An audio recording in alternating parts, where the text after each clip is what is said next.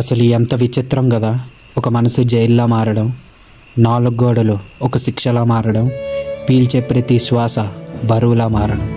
ఇంక ఎవరి సహాయం కోసం ఎదురు చూడాలనుకోవట్లేదు, ఎలా మాయమవ్వాలో అనే దారులు మాత్రమే వెతుకుతున్నాను. ఇప్పుడంతా నా చేతుల్లోనే ఉంది.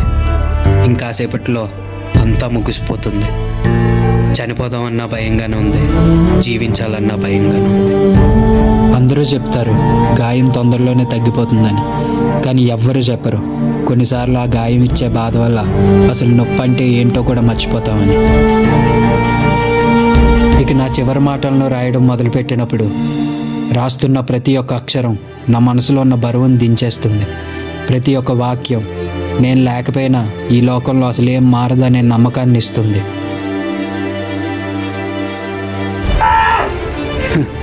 అసలు నాకంటూ ఎవ్వరు ఉండరు, ఎవ్వరు పట్టించుకోరని ప్రతిసారి నా మనసుకు నేను చెప్పుకుంటాను.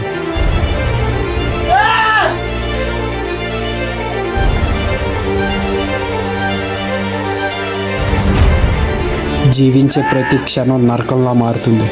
మెల్లమెల్లగా నాకు నేనే నచ్చడం లేదు.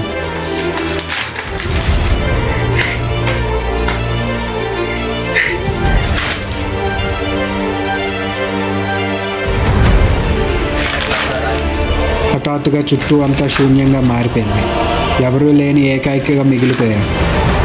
ఈ ఒంటరితనాన్ని ఇంక నేను భరించలేను. ఇక ఈ లోకాన్ని విడిచి వెళ్ళిపోదాం అనుకున్నాను.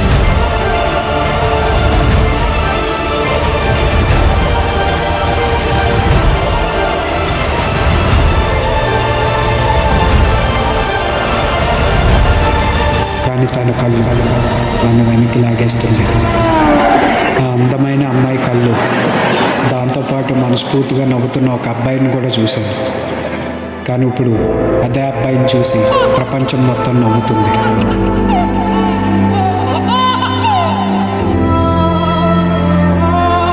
అది ఒకప్పటి నా నవ్వే కానీ ఇప్పటిదైతే కాదు. అది ఇంకెప్పటికీ రాకపోవచ్చు. నేను దూరంగా వచ్చేసా కానీ జీవితానికి భయపడి కాదు, ఒక ప్రశాంతమైన ప్రదేశానికి. ఇక్కడ నన్ను తాకే ప్రతి గాలి స్వచ్ఛమైనది.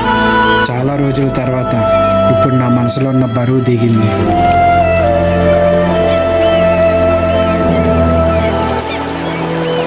ఇక్కడ ప్రవహిస్తున్న అలలు చిన్నవే కావచ్చు, కానీ నేను కింద పడ్డ ప్రతిసారి పైకి లేచి నిలబడు అనే పాఠాన్ని నేర్పిస్తున్నాయి.